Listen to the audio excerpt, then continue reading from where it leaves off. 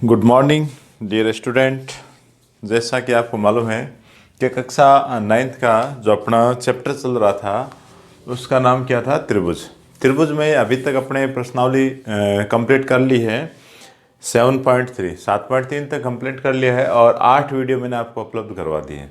आज उसी के आगे वीडियो नंबर कौन सा, 9th, और आगे की जो नेक्स्ट एक्सरसाइज है 7.4 है वो आज आगे चलाएंगे।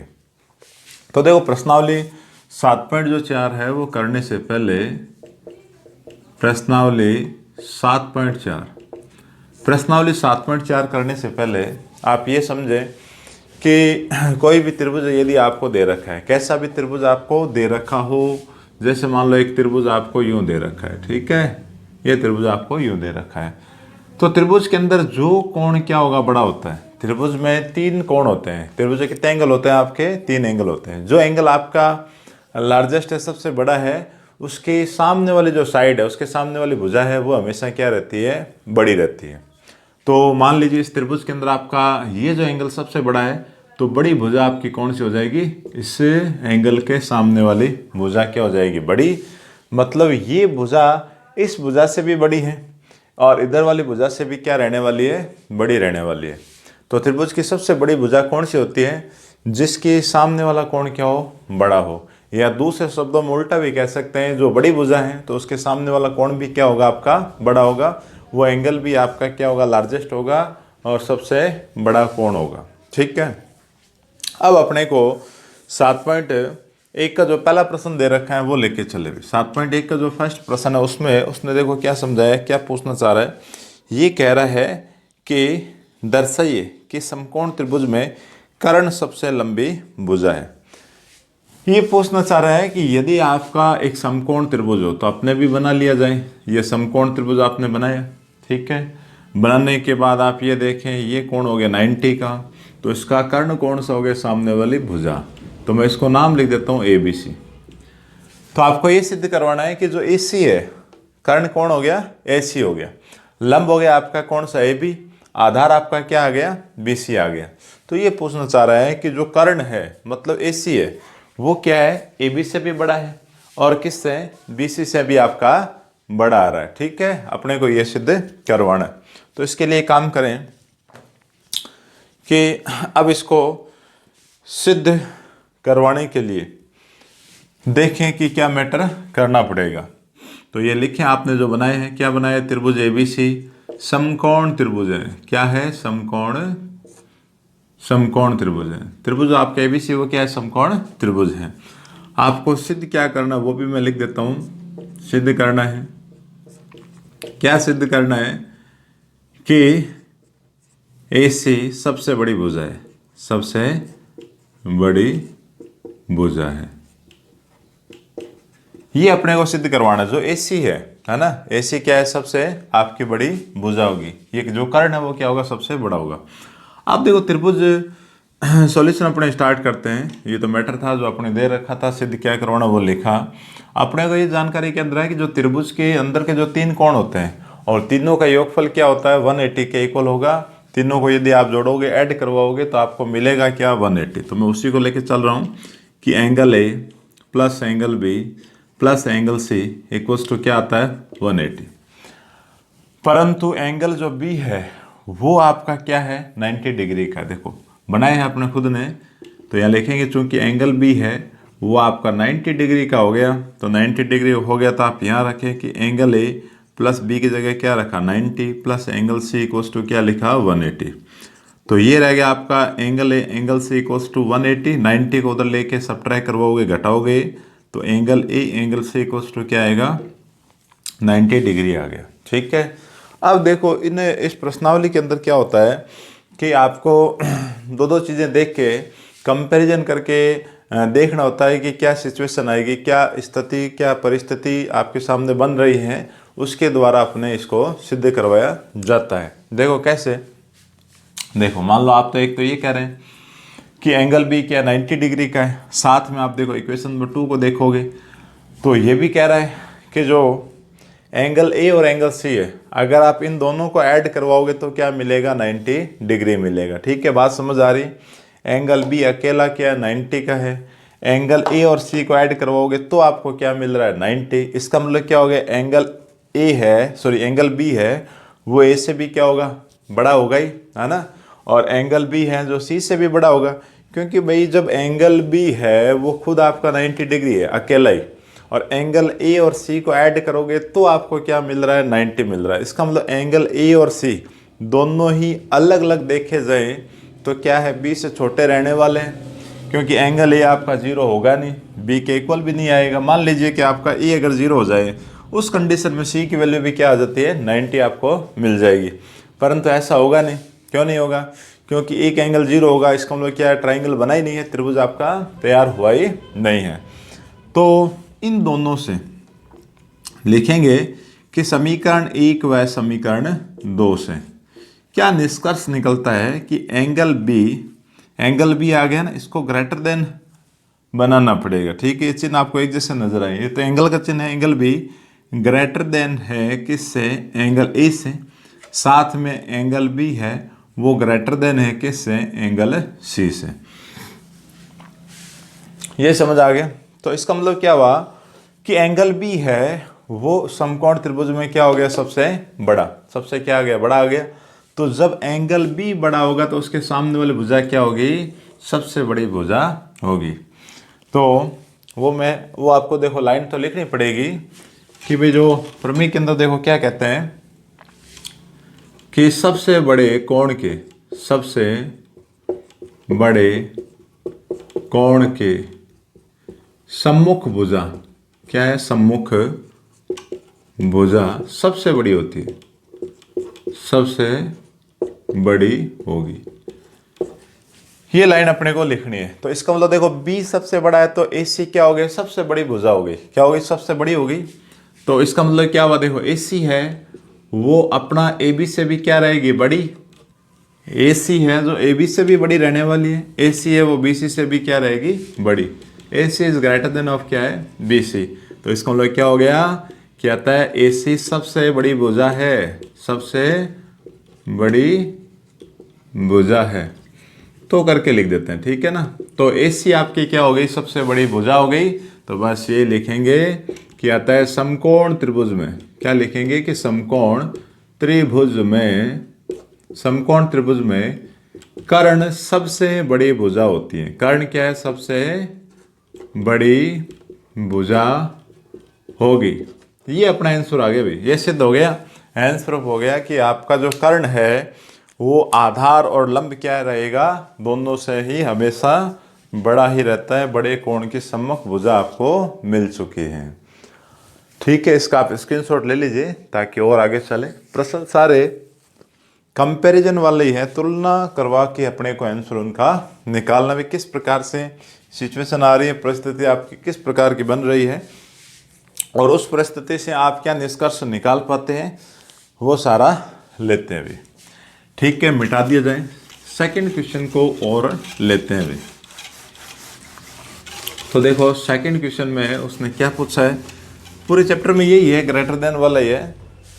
सेकंड प्रश्न में ये कह रहा है कि दी गई आकृति में त्रिभुज एबीसी की भुजा ए बी और ए सी को क्रमशः बिंदु पी और क्यू तक बढ़ाया गया है। ठीक है, साथ ही एंगल आपका पीबीसी है, पीबीसी क्या लेस देन ऑफ क्या है, क्यूसीबी।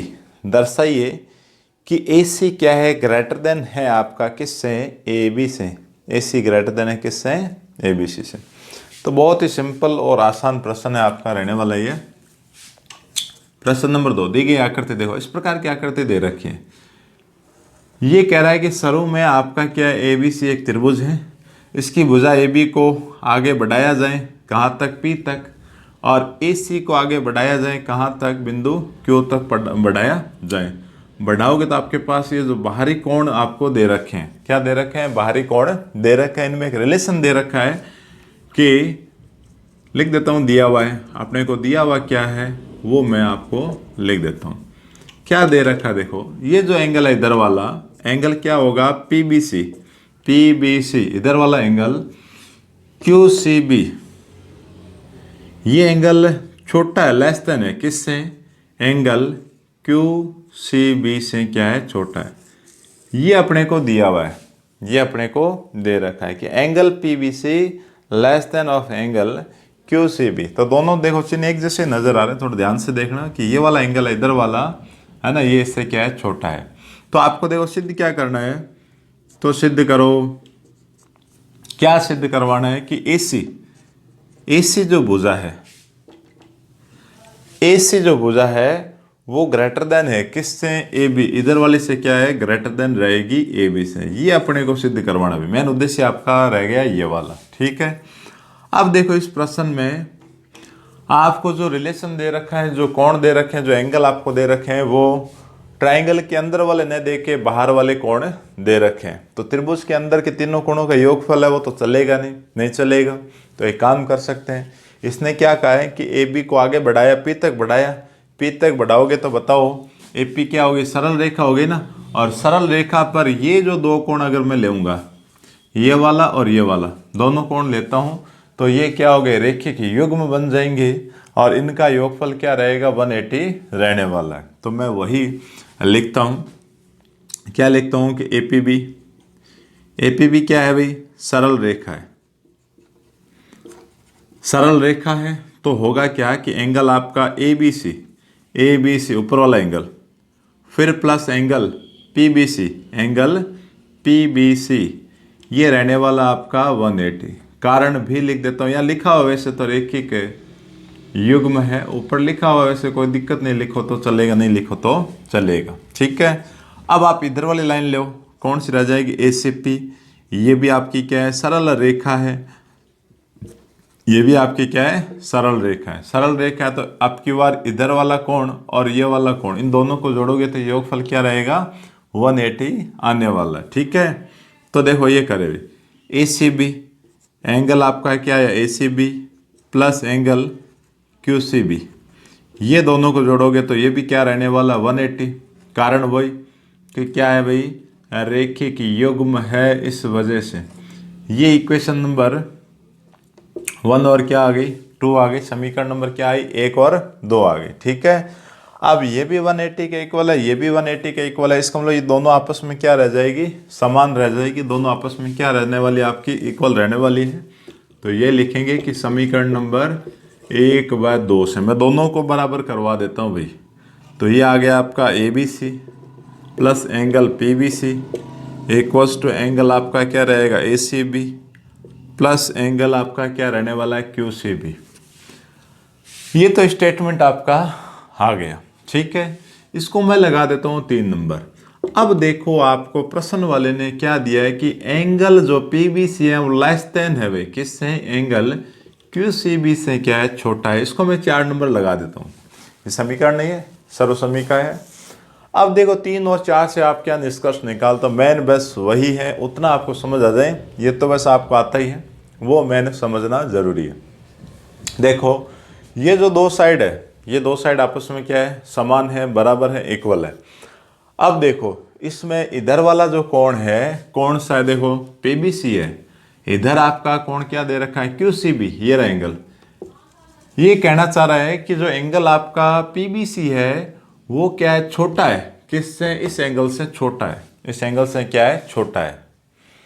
PBC अगर सामने वाले एंगल दिए गए एंगल QCB से अगर छोटा होगा तो आप ये देखो कि बैलेंस मतलब बराबर रहने के लिए क्या एंगल ABC बड़ा होगा या एंगल ACB क्या रहेगा बड़ा रहने वाला है, ठीक है।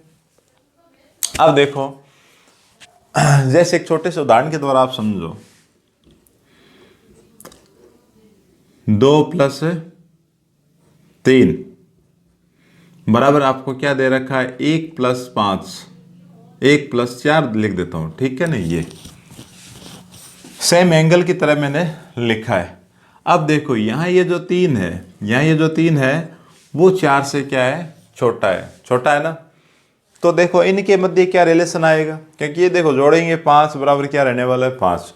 तो अगर ये वाली संख्या उस संख्या से छोटी आ रही है तो जो संख्या बड़ी है उसके पास वाली हमेशा क्या रहने वाली है छोटी, और जो छोटी थी उसके पास वाली क्या रहने वाली है बड़ी। तो इसका मतलब ये बैलेंस रहने के लिए, बराबर रहने के लिए अगर PBC छोटा है तो एंगल आपका क्या होगा, ये लिख देंगे 3 और 4 से। 3 और 4 से क्या निष्कर्ष निकलता है कि एंगल आपका ए सी बी, ये एंगल है वो बड़ा रहने वाला है, ग्रेटर देन होना चाहिए किससे, एंगल आपका ए सी बी से छोटा सॉरी बड़ा रहना चाहिए, तब जाके ये जो इक्वेशन है वो बैलेंस के अंदर रहेगी। इस एग्जाम्पल को आप देख के पता लगा सकते हैं, आराम से आप कह सकते हैं कि बड़ी संख्या उसके पास वाले हमेशा क्या रहनी चाहिए, छोटी, और छोटी वाली के पास में क्या रहनी चाहिए, बड़ी, तब जाके इक्वेशन है जो आपके बैलेंस के अंदर रहती है। तो पता चल गया। तो एंगल बताओ कौन सा ग्रेटर देन हो गया, ए बी सी, ये देखो ये वाला, मैं इसको और गहरा कर देता हूँ, ये लो बड़ा सा बना दिए, ये एंगल बड़ा है, तो बताओ इसके सामने वाली ये वाली भुजा ए सी क्या रहेगी, बड़ी हो जाएगी ना, तो बस यही लिखेंगे। तो इसके द्वारा ये कह सकते हैं कि ए सी इज ग्रेटर देन किससे, ए बी से क्या रहेगी, बड़ी रहेगी। ये हैंस प्रूफ आपका आ गया, आंसर आपका आ चुका है।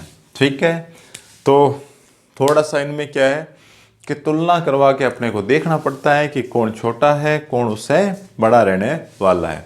तो इसका आप स्क्रीनशॉट ले लीजिए और आगे चलते हैं, एक क्वेश्चन और लिया जाए। अब आगे चलें, क्वेश्चन नंबर जो आपका 3 है, इसके आगे तीसरा जो प्रश्न है वो ले लिया जाए। इसको मैं मिटा देता हूँ। तो अच्छे प्रश्न है, हालांकि काफ़ी आसान है, कोई दिक्कत आने वाली नहीं है आपको।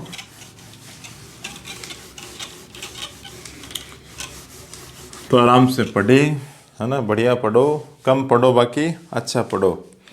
तीसरा प्रश्न देखो क्या कहना चाह रहा है कि दी गई आकृति में एंगल बी है जो एंगल ए से ग्रेटर देन है और angle C is less than of angle D है, तो दर्शाइए कि ए डी लेस देन क्या है, बी सी। तो मैं आपको चित्र बना देता हूँ, चित्र के द्वारा मैं समझाता हूँ कि आपको इस प्रकार की आकृति दे रखी है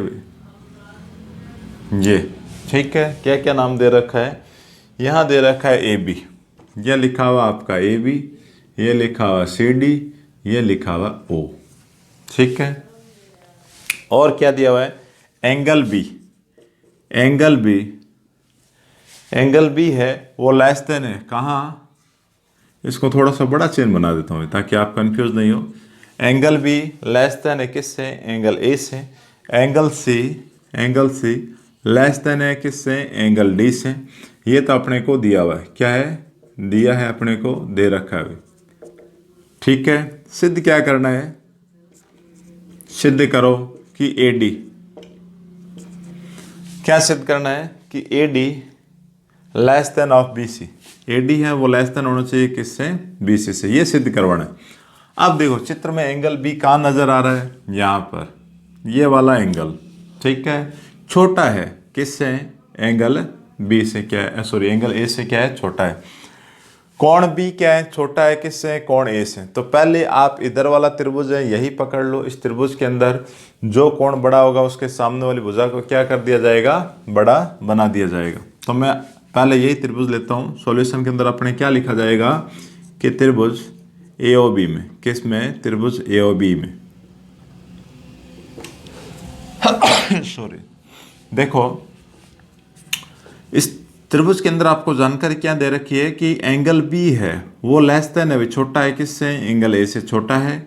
तो इसका मतलब क्या हो गया, एंगल ए बड़ा हो गया, एंगल ए बड़ा होगा तो सामने वाली भुजा कौन सी होगी, बी ओ, बी ओ क्या होगी, बड़ी।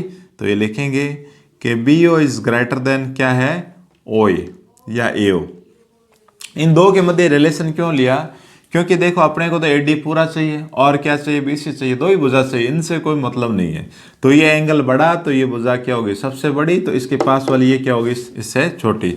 इसको इक्वेशन नंबर फर्स्ट आप लगा देंगे। अब जो सेकेंड जो त्रिभुज है वो लेते हैं, कौन सा, त्रिभुज सीओडी में, किस में, त्रिभुज सीओडी के अंदर एंगल जो सी है वो छोटा है किससे, एंगल डी से छोटा है। तो एंगल डी क्या हो गया, बड़ा, तो बड़ा हो गया तो इसके सामने वाली भुजा क्या आएगी, ओ सी, ये क्या रहने वाली है, ग्रेटर देन। तो बस यही मैटर आपको लिखना है कि angle C is less than of angle D, तो क्या होगा, तो ये कौन हो गया बड़ा, तो ओ सी आपकी क्या रह गई, ग्रेटर देन रहने वाली किससे, ओ डी से, ओ डी से क्या रहेगी, बड़ी। समीकरण नंबर क्या आ गई, 2 आ गई। दोनों के अंदर क्या ले लिया, रिलेशन ले लिया। अब देखो आपको जानकारी के अंदर ये होना चाहिए कि देखो इधर तो क्या है, बी ओ, बी ओ के अंदर आप ओ सी जोड़ोगे, ये वाला ओ सी जुड़ेगा तो पूरा क्या आएगा, बी सी, और इधर लिखा है AO के अंदर आप OD जोड़ोगे पूरा क्या आएगा AD। इसका मतलब समीकरण नंबर 1 और 2 को क्या करना पड़ेगा, जोड़ना पड़ेगा। तो यही लिखेंगे कि समीकरण नंबर 1 व समीकरण 2 को जोड़ने पर इन दोनों को भी जोड़ लिया जाए। एक साइड आप जोड़ोगे तो क्या आएगा, BO plus OC is greater then, फिर क्या लिखा जाएगा कि AO प्लस OD। ये तो कंप्लीट जुड़ के क्या बना BC और ये कंप्लीट जुड़ के क्या बना AD। तो देखो आ गया ना, देखो BC क्या है, ग्रेटर देन चाहिए AD से, है ना, लिखा हुआ उल्टा है कोई दिक्कत नहीं। देखो इसके और मुंह खुला मतलब BC क्या रहना चाहिए, ग्रेटर देन, है ना, इधर मुंह बंद आ रहा है इसका एरो का, तो ये क्या आ रहा है AD लेस देन आ रहा है। यहाँ पर वही कंडीशन है।